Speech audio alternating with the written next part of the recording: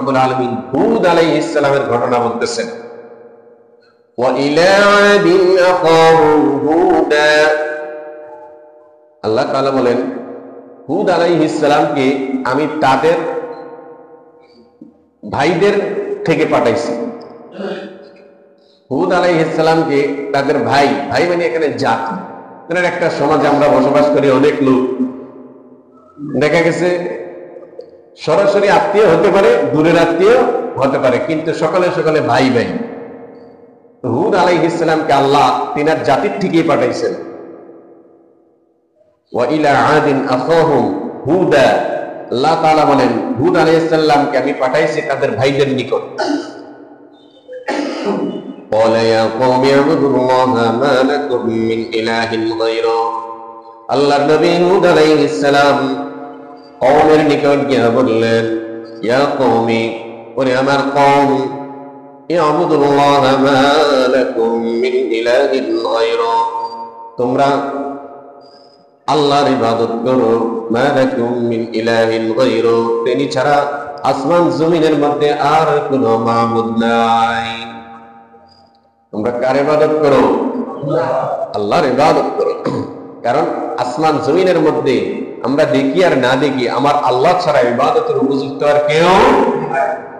মানুষ বহুত রকমের মাবুদ বানাইছে, নিজে নিজে বানাইছে না? কত মাবুদ বানাইয়া, মাটি দিয়া বানাইয়া মন্দিরের মধ্যে রেখে দেয়, এগুলাকে ওরা মাবুদ বলে, এগুলার ইবাদত করে, এই জন্য এগুলাকে মাবুদ বলা হয়। যার ইবাদত করা হয় তাকে কি বলা হয়? মাবুদ। আর যিনি ইবাদত করেন তাকে বলা হয় আবেদ। যার ইবাদত করা হয় তিনি হলেন মাবুদ, আর যারা ইবাদত করেন তারা হলেন আবেদ। আমরা হলাম আবেদ আর আমার আল্লাহ হলেন মাবুদ।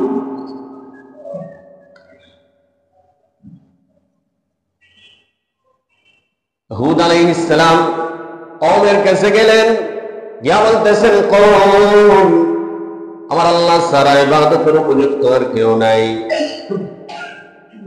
ইবাদতের একমাত্র উপযুক্ত হলেন আল্লাহ। ওরা তো মুশরিক, নূহ আলাইহিস সালামের জামানায় মুশরিক দিয়ে ভরা ছিল, হুদ আলাইহিস সালামের জামানায়ও মুশরিক দিয়ে ভরা ছিল।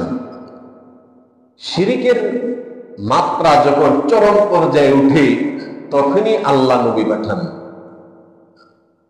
তখনই নবীর দরকার হয়। কারণ সবচেয়ে ভয়ঙ্কর অপরাধের নাম কি? শিরিক। সবচেয়ে ভয়ঙ্কর অপরাধের নাম হলো শিরিক। যত বড় গুনাহ করুক মানুষ, ওর যদি ঈমান থাকে তাহলে ও কোনো না কোনো দিন জান্নাতে যাবে। যদি এক ব্যক্তি বলতেছে জাহান্নামে যারা যাইবে, ওরা বলে আর জিন্দেগিতে জান্নাতে যাবে, কোরআন হাদিসে কোথায় বলেন? আল্লাহ ওরে হেদায়েত দেন।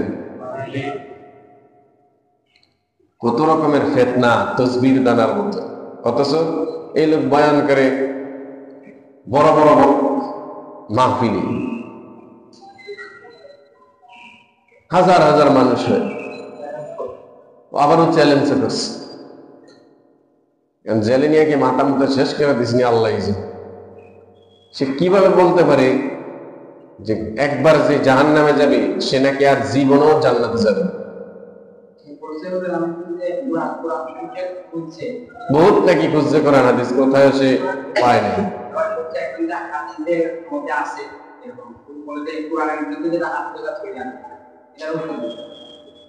কোরআনই বুঝে, ও কোরআনও বুঝে নাই, ও হাদিসও বুঝে নাই, ওর দল কানার কারণে ওরে দাওয়াত দেয়। যে জিনিস কোরআনে নেই ওইটা যদি হাদিসে থাকে তাহলে ওই হাদিসই মানতে হবে। আর যদি কোরআনের বিপরীত হাদিস হয়, এক্ষেত্রে কোরআনকে অগ্রাধিকার দিতে হবে। কোরআনে কি সব জিনিস খুঁজে আমরা পাইছি?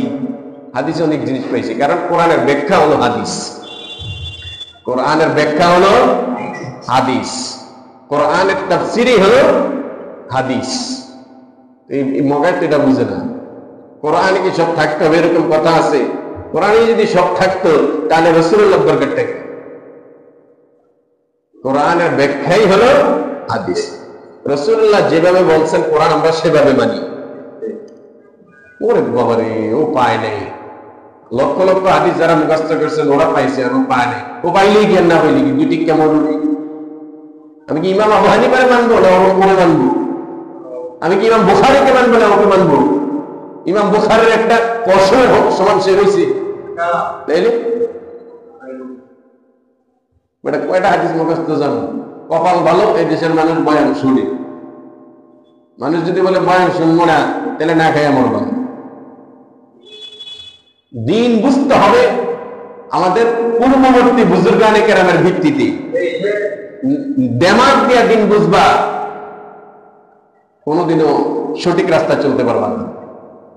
কোরআনের তাফসির বির রায় যেটাকে বলে, খেয়াল খুশি মতো তাফসির করবা, কোনোদিনও চলবে না। তাফসির করতে হবে সাহাবায়ে কেরামের ভিত্তিতে, তাফসির করতে হবে আইম্মে মুজতাহিদিনের ভিত্তিতে, তাফসির করতে হবে আমাদের পূর্ববর্তী মুফাসসিরিনে কেরাম যে ভিত্তিতে তাফসির করছেন সেই প্রমাণকে অনুসরণ করে আমাদেরকে তাফসির করতে হবে, লিখতে হবে। মন গড়া তাফসির দিয়া বাঁচা যাবে না।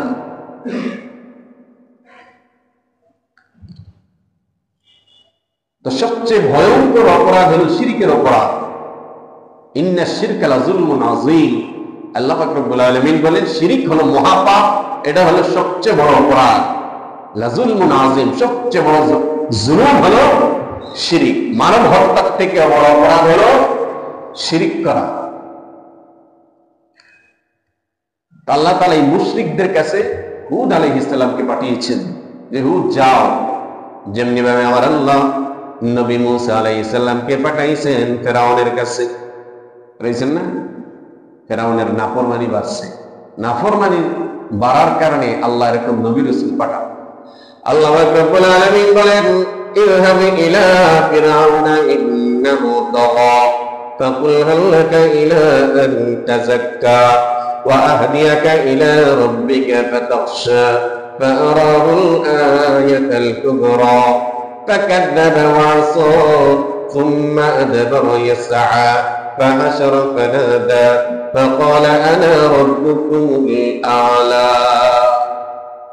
আমার আল্লাহ রাব্বুল আলামিন বলেন, ও নবী মুসা, জামানার সবচেয়ে বড় বেয়াদব, সবচেয়ে বড় ডাকাত, সবচেয়ে বড় নাফরমান ফেরাউন, তার অপরাধের সীমা লঙ্ঘন হয়েছে, সে সীমা লঙ্ঘনকারী। ইযহাব ইলা ফিরআউন ইন্নাহু তাগা, নিশ্চয়ই সে সীমা লঙ্ঘনকারী। নবী মুসা তাকে গিয়ে দিনের দাওয়াত দাও।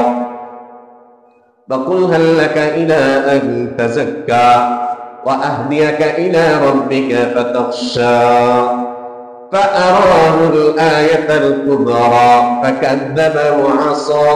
আমার আল্লাহ পাক রব্বুল আলামিন বলেন, ও নবী মুহাম্মদ সাল্লাল্লাহু আলাইহি ওয়াসাল্লাম, ও শেষ নবীর উম্মতগণ, আমি নবী মুসা আলাইহিস সালামকে সবচেয়ে বড় নাফরমান, সবচেয়ে বড় বেঈমান, সবচেয়ে বড় উশৃঙ্খল ডাকাত ফেরাউনের নিকট আমার নবী মুসা আলাইহিস সালামকে পাঠাইছি। মুসা আলাইহিস সালাম ফেরাউনের কাছে গেলেন, গিয়া বললেন, ফেরাউন তুমি সীমা লঙ্ঘন করছো, আমার আল্লাহর দিকে তোমাকে আমি ডাকতেছি। কোন দিকে ডাকতেছি? আল্লাহর দিকে ডাকতেছি। ফাকুল হাল লাকা ইলা আন তাযাক্কা, অন্তর পবিত্র করার দিকে তোমাকে আমি ডাকছি। এবার মুসা আলাইহিস সালাম ফেরাউনকে মুজিজা দেখাইলেন। মুজিজা দেখাইছেন না? মুসা আলাইহিস সালামকে আল্লাহ পাক রব্বুল আলামিন বড় একটা মুজিজা দান করেছিলেন। একটা জান্নাতি লাঠি মুসা আলাইহিস সালামের হাতে থাকতো। মুসা আলাইহিস সালামের ওই লাঠির মধ্যে আল্লাহ এত শক্তি দান করছেন, লাঠিটা জমিনের মধ্যে ফেলার সাথে সাথে এটা সাফ হয়ে যেত।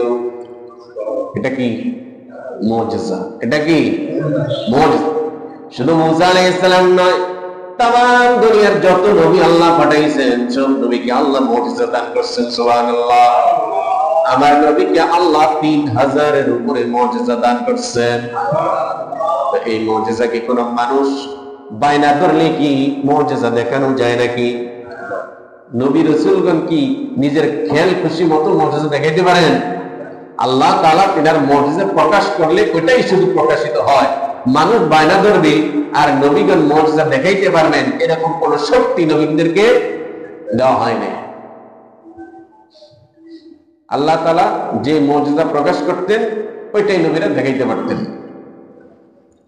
কিন্তু তাদের কথা হইল যে আমরা যেভাবে বলবো আমাদেরকে ওইটাই দেখাইতে হবে, না দেখাইতে পারলে তুমি কিসের নবী? ওয়া ইলা আদিন আখাহুম হুদা, আমি আমার নবী হুদ আলাইহিস সালামকে তার বংশের নিকট পাঠাইছি, তাদের ভাইদের থেকে পাঠাইছি। ক্বালা ইয়া কওমি ইবুদুল্লাহা মা লাকুম মিন ইলাহিন গায়রু, তিনি এসে বললেন, ওরে আমার কওম, ওরে আমার ভাই বেরাদার, একমাত্র আল্লাহর ইবাদত করো, আল্লাহ ছাড়া পৃথিবীর মধ্যে আর কোনো মাবুদ নাই।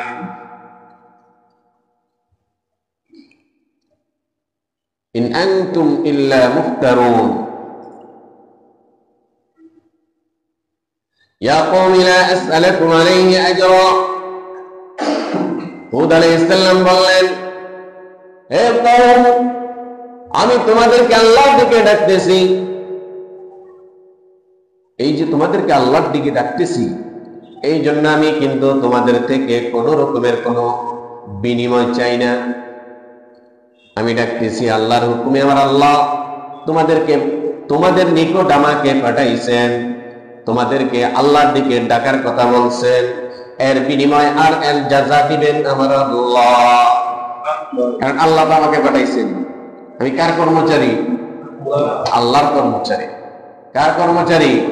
আল্লাহর কর্মচারী। রাস্তার মধ্যে ট্রাফিক ভাইরা দায়িত্ব পালন করতেছেন রাষ্ট্রের কর্মচারী, এর বেতন ভাতা দিতেছেন রাষ্ট্র। কে দিতেছে? রাষ্ট্র, সরকার দিতেছে। ট্রাফিক ভাইরা বলতেছে, ভাই তুমি ডান পাশে যাও, তুমি বাম পাশে যাও, তুমি সামনে যাও, তুমি পিছে যাও, তোমাদের কাছে কিন্তু আমি কোন রকমের কোন উদ্রতার বিনিময় চাই না, আমাকে বিনিময় দিবে আমার রাষ্ট্র। কে দিবে? নবী রাসূলগণকে পাঠাইছেন আল্লাহ, কেন্দ্রীয় সরকারের প্রধান হলেন আল্লাহ। কে? আল্লাহ। তামাম দুনিয়া এই যে নবী রাসূলগণ পাঠাইছেন, তিনারা হলেন কেন্দ্রীয় সরকারের পক্ষ থেকে দূত। কেন্দ্রীয় সরকারের পক্ষ থেকে দূত, মেসেঞ্জার। আল্লাহ পাক রব্বুল আলামিন নবী রাসূলদের উজরত দিবেন, বিনিময় দিবেন আল্লাহর তরফ থেকে। যেহেতু তিনারা এসেছেন জমিনের মধ্যে আল্লাহর তরফ থেকে দূত হইয়া, এই দূত হওয়ার কারণে তিনাদের সব কিছু বহন করবেন আমার আল্লাহ। বাংলাদেশের রাষ্ট্রপতি আমেরিকার মধ্যে আছে, এই বেতন কিন্তু আমেরিকা সরকার বহন করে না, করে নাকি? আমেরিকান সরকারের রাষ্ট্রদূত বাংলার জমিনে আছে, এই বাংলাদেশে যে তাদের রাষ্ট্রদূত আছে এর ব্যয়ভার কিন্তু বাংলাদেশ সরকার বহন করে না, দিতেছে কি? আমেরিকা। কারণ সরকার হলো আমেরিকায়, ওই সরকারের তরফ থেকে বিশেষ দূত হইয়া তারা বাংলাদেশে এসেছে, তার বেতন ভাতা সব কিছু বহন করে আমেরিকা। আল্লাহ পাক রব্বুল আলামিনের নবী হুদ আলাইহিস সালাম বলেন, ওরে আমার জাতি ভাই, তোমরা শিরক করতেছো আল্লাহর সাথে, আমরা কিন্তু কেন্দ্রীয় সরকার মহান আল্লাহর তরফ থেকে দূত, আমরা কেন্দ্রীয় সরকার মহান আল্লাহর থেকে দূত। লা আসআলুকুম আলাইহি আজরা, তোমাদের কাছ থেকে আমরা কোনো বিনিময় চাই না। ইন আজরিয়া ইল্লা আলাল্লাহ, আমাদেরকে বিনিময় দিবেন আমার আল্লাহ। ইন আজরিয়া ইল্লা আলাল্লাহ। ইয়া কওমি লা আসআলুকুম আলাইহি আজরা ইন আজরিয়া ইল্লা আলাল্লাযী ফাতারনি আফালা তা'কিলুন। ইন আজরিয়া ইল্লা আলাল্লাযী ফাতারনি, আমার বিনিময় তো তিনি দিবেন, ফাতারনি, যিনি আমাকে সৃষ্টি করেছেন।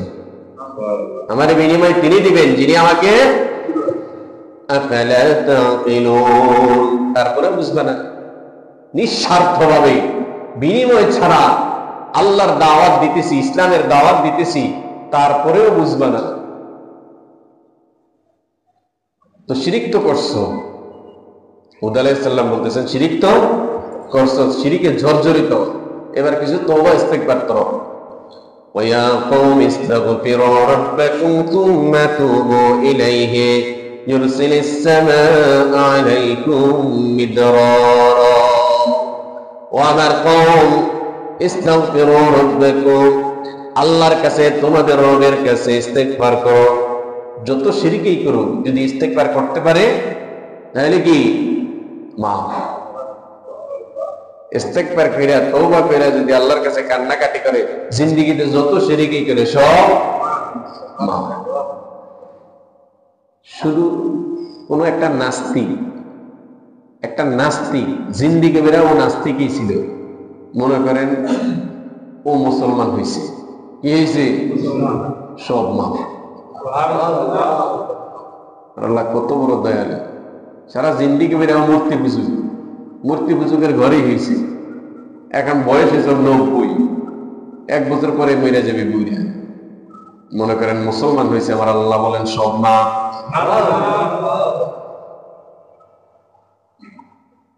তাহলে একটা ইহুদি খ্রিস্টান নাস্তিকের সব যদি আমার আল্লাহ মাফ করতে পারেন আর ইমানদার সারা জিন্দেগি গুনাহ করে যদি আল্লাহর কাছে তওবা করে সঠিক লেনে আসে আমার আল্লাহ তো আরো বেশি মাফ করবেন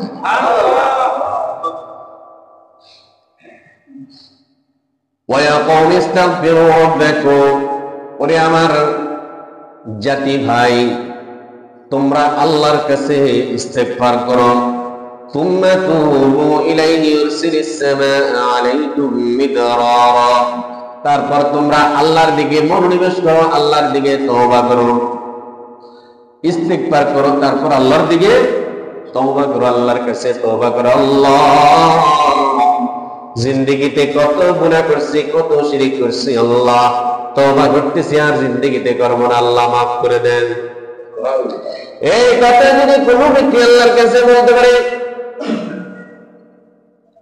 নূহ আলাইহিস সালাম বলেন জাতিরে যদি আল্লাহর কাছে ইস্তেগফার করে আল্লাহর দিকে মনোনিবেশ করে তওবা করো আমার আল্লাহ এত বড় দয়ালু আমার আল্লাহ এত বড় মেহেরবান ইউরসিলিস সামাআ আলাইকুম মিদরারা আমার আল্লাহ আসমান থেকে তোমাদের জন্য ভরপুর বৃষ্টি মেঘ নাজিল করবেন বৃষ্টি আসা মেঘ ধরা বৃষ্টি আসা এটা রহমতের লক্ষণ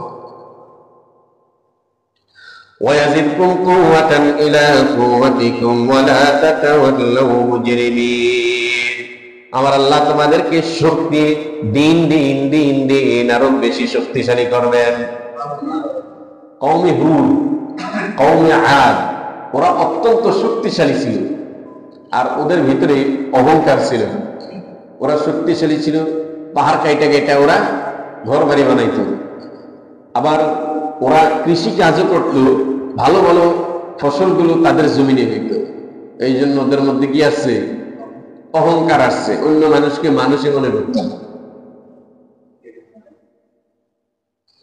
আরেকজনকে মানুষই মনে করতে না যত বড় পয়সাওয়ালাই হোক যত গাড়ি বাড়ির মালিক হোক ওর ভিতরে যদি মনুষ্যত্ব না থাকে ওর কোনো ইজ্জতই থাকে না আপনি যত বড় পয়সাওয়ালা হয়েছেন গরিব লোককে আদর করলেন আপনার পয়সাটা কাজে লাগবে মানুষ যদি আপনার ইজ্জত না করে এই পয়সার কোনো কাম আছে আর ইজ্জতটা কারা করে গরিব লোকই তো ইজ্জতটা বেশি করে তো গরিবকে যদি আপনি আদর না করতে পারেন জিন্দেগিতে ইজ্জত পাবেন আর এবার ইজ্জতের জন্য হলেও গরিবের কথাবার্তা বলো গরিবকে আদর করো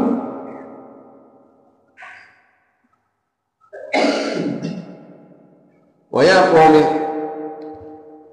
ওয়ালা তাতাওয়াল্লাউ মুজরিমিন হুদ আলাইহিস সালাম বলেন বিশ্ব প্রদর্শন করে তোমরা অপরাধী হইও না আমি যেভাবে বলতেছি সেভাবেই শোনো আমার দিকে আমার কথা নামাই না পিঠ দেখাইয়া ভাইগা গিয়া অপরাধী হইও না বলু এবার তারা বায়না ধরল قالوا يا هود ما جئتنا ببينة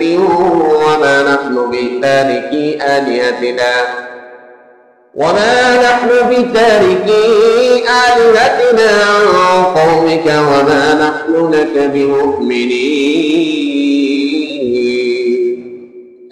হুদ আলাইহিস সালাম বলেন হুদ আলাইহিস সালাম কি কওম বলেন এতক্ষণ কিন্তু কওমকে তিনি দাওয়াত দিচ্ছেন, আল্লাহর দাওয়াত, আল্লাহ থেকে দাওয়াত দিচ্ছেন। এবার কওম বলে ক্বালু, ওরা বলে ইয়া হুদ, হে হুদ, মা জিতানা বিবাইয়িনাতিন ওয়া মা নাহনু বিতারিকি আলিহাতিনা, তুমি যে দলিল প্রমাণ নিয়ে আসছো এগুলা এত মজবুত না, এগুলা মজবুত না, আমাদের কাছে এগুলা গ্রহণযোগ্য না। মা জিতনা বিবাইয়িনাতিন, যে দলিল প্রমাণ তুমি নিয়ে এসেছো এগুলো আমাদের কাছে তোমাকে নবী হিসেবে মানার মতো উপযুক্ত না। বলেন নাউযুবিল্লাহ। ওয়া মা নাহনু বিতারিকি আলিহাতিনা আন কওলিকা, তোমার এই কথার দ্বারা আমরা আমাদের মাবুদ যারা তাদেরকে আমরা ছাড়তে পারবো না। যে সমস্ত জিনিসের ইবাদত আমরা করতেছি তোমার এই দুর্বল দলিলের উপর ভিত্তি করে আমরা আমাদের মতাদর্শ থেকে সরতে পারবো না। কত বড় ফাজিল! হুদ আলাইহিস সালাম হলেন আল্লাহর একজন নবী, আর এই দুনিয়ার মধ্যে আমরা যদি বড় একজন আলেমের কথা কেউ না মানি, যাকে সারা দেশের মানুষ শীর্ষ আলেম হিসেবে যাকে সম্মান করে, এরকম আলেমের কথা যদি কেউ না মানে, ওরে আমরা কি ওরে ওর মতো পড়াকে পাইলে উনি এত বড় হুজুরের কথাটা মানল না। আর এরকম কোটি হুজুর একদিকে থাকলে আল্লাহর একজন নবীর সাথে কোনো তুলনা হয়? আর ওরা বলতেছে নবীর ব্যাপারে যে তুমি যে দলিল পত্র নিয়ে আসছো আমাদের ধর্ম থেকে মুখ ফিরে নেওয়ার মতো উপযুক্ত প্রমাণ তুমি দিতে পারো নাই। ওয়া মা নাহনু বিতারিকি আলিহাতিনা আন কওলিকা, তোমার কথার দ্বারা আমরা আমাদের আলিহা, আমাদের যে সমস্ত মাবুদ আছে, ইলাহ আছে, এগুলাকে আমরা ত্যাগ করতে পারবো না। ওয়া মা নাহনু লাকা বিমুমিনিন, ও হুদ তোমাকে তোমার প্রতি আমরা ঈমান আনতে পারলাম না। তো আমরা ঈমান আনতে পারলাম না, এখন তুমি যেগুলা বলতেছো ওরা তো বলে নাউযুবিল্লাহ এগুলা সব বানায় চলে। তো ইন্নাকুরু ইল্লা তারাকা বাদু আলিহাতিনা বিসু, কিরকম শয়তানের শয়তান বলে যে তুমি যে এই সমস্ত কথা এগুলা বলতেছো, মনে হয় আমগো যে ইলাহ আছে, মাবুদ আছে, অনেকগুলা মাবুদ, তো ওদের তো আর মাবুদের শেষ নেই, যে মনে হয় আমগো কোনো এক মাবুদ তোমার উপরে ভর করছে, ভর কইরা এই তোমার এই খারাপ খারাপ কথাগুলা তোমার জবান থেকে বের করতেছে। না ইন্নাকুল, এখন আমরা এটাই বলতে পারি, তুমি যে বানাইছো এই কথাবার্তা এগুলো বলতেছো নাউযুবিল্লাহ, এগুলা পরিপ্রেক্ষিতে আমাদের কথা একটাই আছে, সেটা হলো ইল্লা তারাকা বাদু আলিহাতিনা বিসু, আমাদের তো বহু মাবুদ আছে, বহু ইলাহ আছে, এই সমস্ত ইলার থেকে কোন এক ইলাহ তোমার উপরে ভর করে তোমাকে বিচ্যুতি ঘটাইছে। বলে এরকম কাট্টা মূর্খের সাথে কি বলা যায়? ওয়াইদা খাতাবাহুমুল জাহিলুন ক্বালু সালামা, আল্লাহ বলেন এরকম গন্ডা মূর্খ যদি কোনো সময় পড়ে, কোরআন হাদিস দিয়ে ওকে দলিল দাও, ও কোনো কথাই শুনে না, আল্লাহ বলেন এরকম জাহিল যদি কখনো পড়ে, ওয়াইদা খাতাবাহুমুল জাহিলুনা ক্বালু সালামা, ও যখন উল্টাপাল্টা জবাব দেওয়া শুরু করবে তখন বলবা ভাই সালাম, তোমার শেষ ফয়সালা আসসালামু আলাইকুম, এটাই তোমার উচিত, তোমার সাথে আর কোনো কথা চলবে না। তুমি এমন এমন কথা কও যেগুলা শোনাই সম্ভব না। হুদ আলাইহিস সালাম দেখলেন অনেক গুরুত্ব কারে কয়, তিনি বলেন ক্বালা ইন্নী উশহিদুল্লাহ, আমি আর কি বলবো, ইন্নী উশহিদুল্লাহ, আমার আল্লাহই এই যা বলতেছে এগুলোর ব্যাপারে আমার আল্লাহ সাক্ষী, ওয়াশহাদু আন্নী বারীউম মিম্মা তুশরিকুন, আর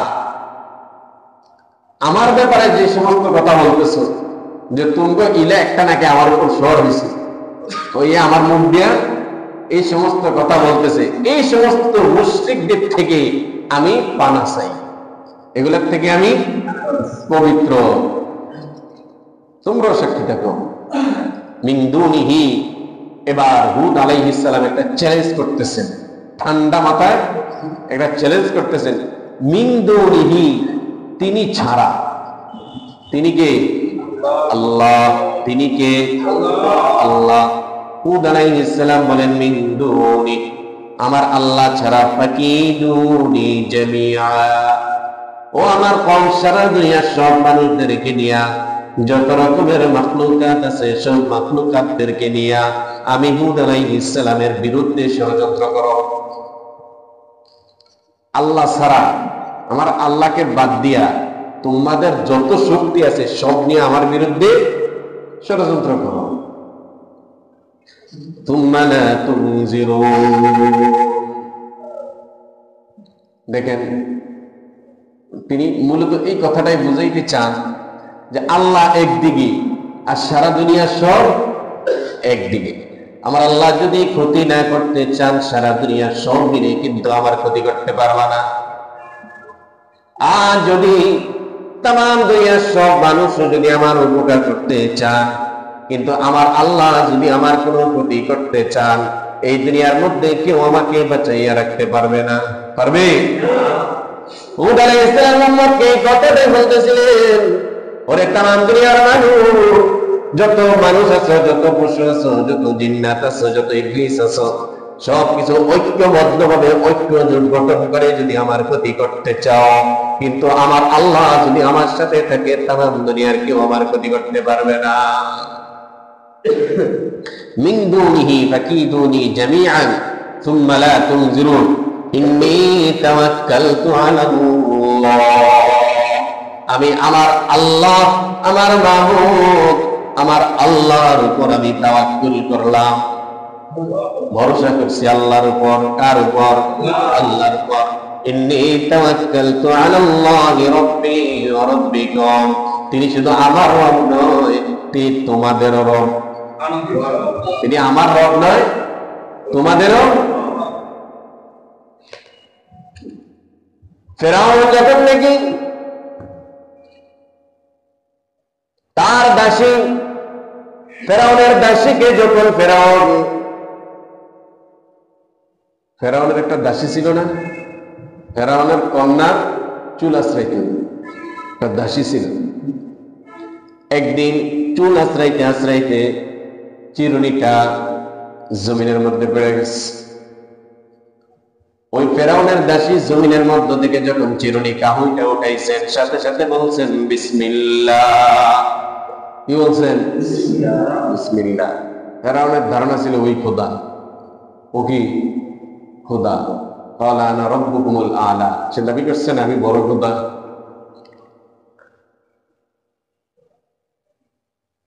এবার ফেরাউনের কন্যা, ফেরাউনের স্ত্রী, ফেরাউনের কন্যা বলতেছে, আসমান জমিনের নিচে রব হলো আমার বাবা। রব কি? আল্লাহ। আর ও বলতেছে কি? রব হইল আমার বাবা। কারণ ও জন্মের থেকে এটাই শুনছে, এই দেশ আমগো, এই দেশ আমগো, খালি এগুলোই, এই দেশ আমার বাবা রব।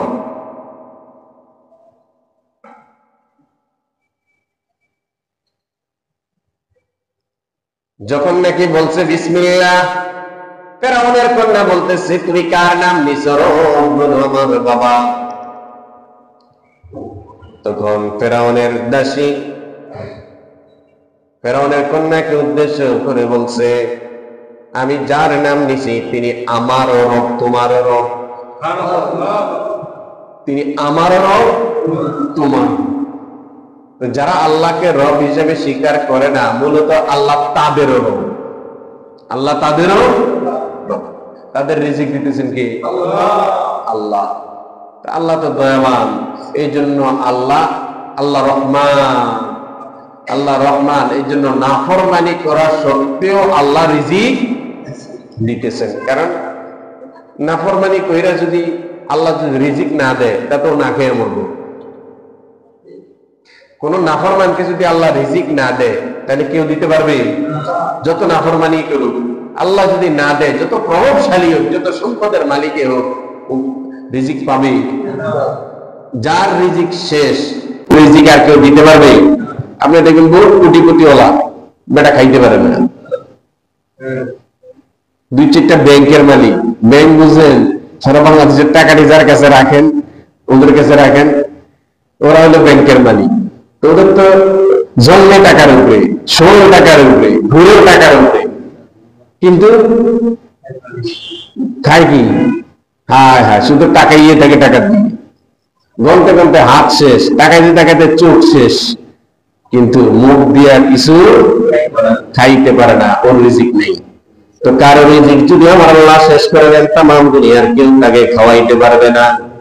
আর যার রিজিক আছে তাকে যদি আয়না করে রাখি, সেখানেও সে খাইবে, তাই না? ঘটনা আছে, মরিয়ম আলাইহিস সালামের ঘটনা আছে, যে কেউ রিজিক দেয় না, দিলে দিলে আঙ্গুর খান, রুমের মধ্যে আটকানো, কিন্তু খাইতেছে কি? মাইয়াত্তাকিল্লাহ ইয়াজআল লাহু মাখরাজা ওয়া ইয়ারযুকহু মিন হাইসু লা ইয়াহতাসিব। আমার আল্লাহ বলেন, কোথা থেকে যে রিজিক আসবে কল্পনাই করতে পারবে না।